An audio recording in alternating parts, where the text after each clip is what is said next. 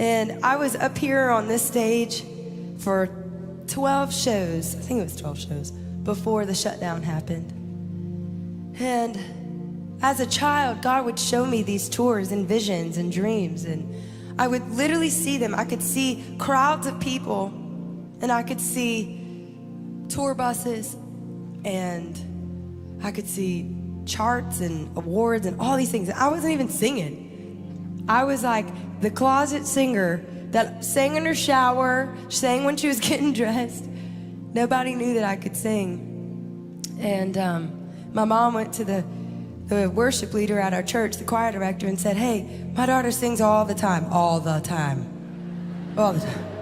And I don't know if she's any good, but if you would just put her on the back row of the choir, maybe she'd have an outlet to get this out, you know, and do something with it.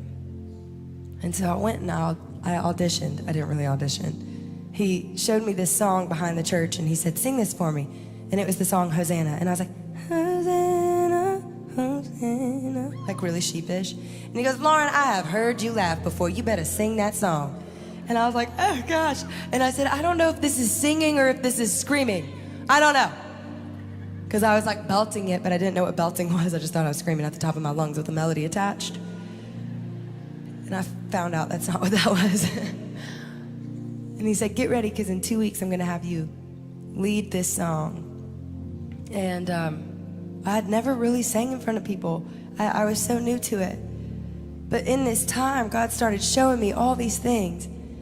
And here we are, fast forward. Every single decision that I had made in my career, I made focused on the dream, focused on those visions that he showed me over and over and over and over again. It says those without vision, they'll perish. And it was like he gave me the foresight for years and years and years and years to come. And here I am, and I have finally arrived to the moment that I was seeing all of these years. And it was the Lauren Daigle World Tour. It looked exactly like what he had shown me. Like exactly. But at the start of the tour, he said, hold it loosely. And I was like, all right, well, that's interesting. Didn't expect that. And he said, hold it loosely.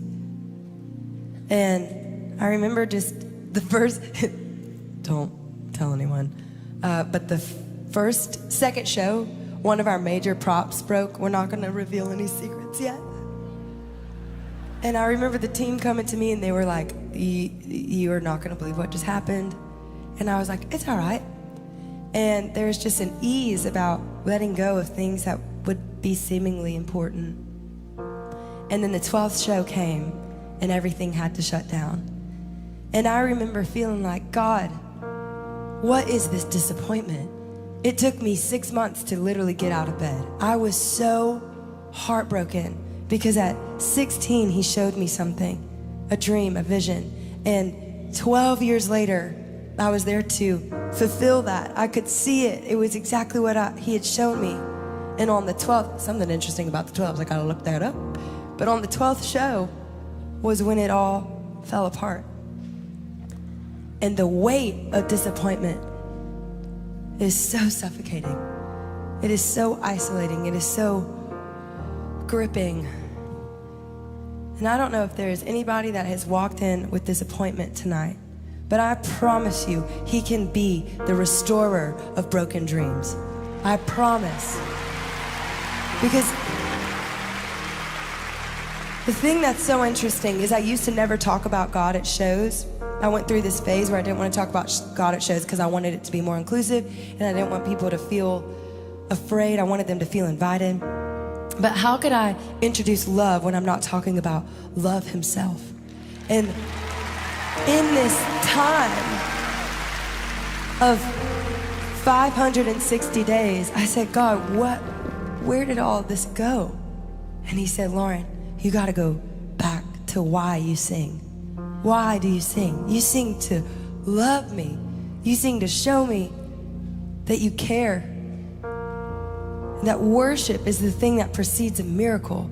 If you are desperate for a miracle and you begin to worship and worship and worship, your eyes will become so focused on the thing you're worshiping that you won't have time to give fear and anxiety and stress to the things of this world. And he said, you have forgotten. Yeah, it's amazing. He said, you have forgotten the heart of worship.